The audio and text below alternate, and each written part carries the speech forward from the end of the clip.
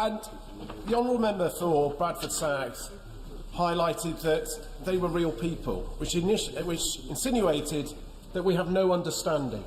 And that is absolute nonsense. I'll tell you this.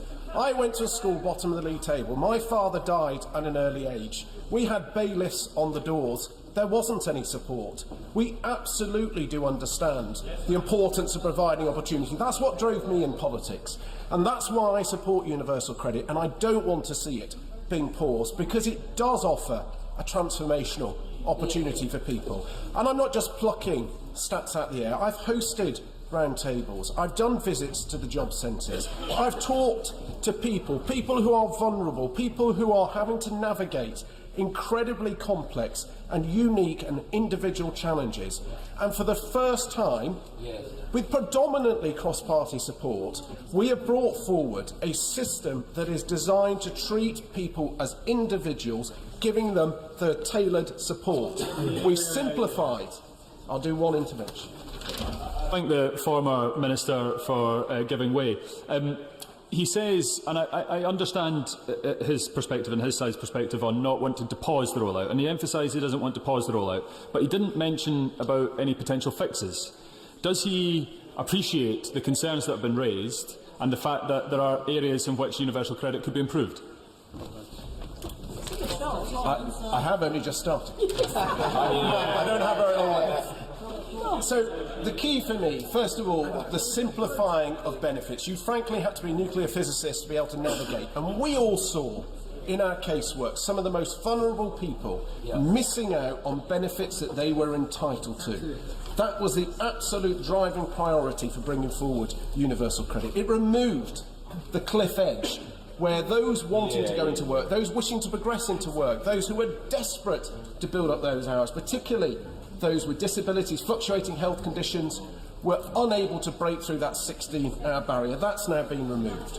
But one of the most important benefits is, for the first time, you have a named work coach, an individual who will provide you with your own unique and tailored support. Now, whether that's your extra training, childcare, housing, or for the first time ever, that in-work support.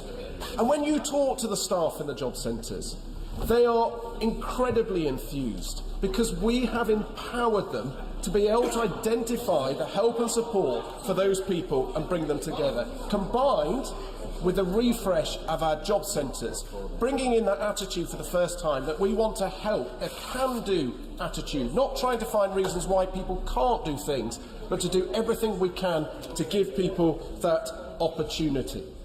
Now, in the intervention, I was asked, what are the fixes? Well, the obvious one, we all wanted to see changes on the telephone number, and it's a welcome announcement today.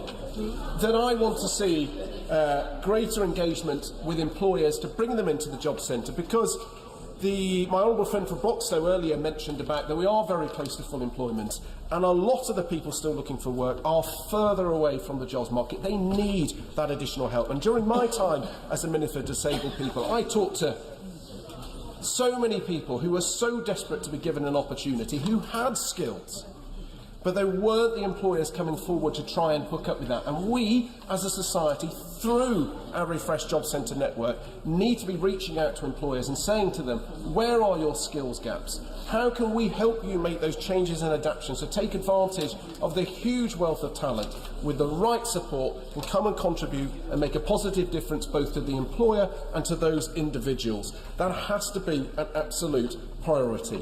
We also need to recognise that we have to have local solutions on the training options provided. We all represent very diverse constituencies. We all have different employers. If there is a town that predominantly is retail or a town that's predominantly manufacturing, reflect that in those 12-week programmes. Work with the employer so that they specifically set the type of training available to maximise the types of chances. And finally, make sure we grasp this opportunity of giving people in work the support. This has never happened before. For most of us, we were pushed by our families. We were pushed to succeed. If we did well on our first entry into work, we were told to push for a promotion. What we need to do for a lot of those people coming into work, particularly those on the national living wage, they don't necessarily have that extra support, and we should be providing the mentoring, providing the support. If they're turning up for work regularly, talking to their employer, saying, can they now be promoted, can they become a supervisor? We all want full employment and we want career progression. This is a huge opportunity. We all have a duty to get behind it. Yes, we're right to challenge, but universal credit is transforming people's lives, and I fully support it.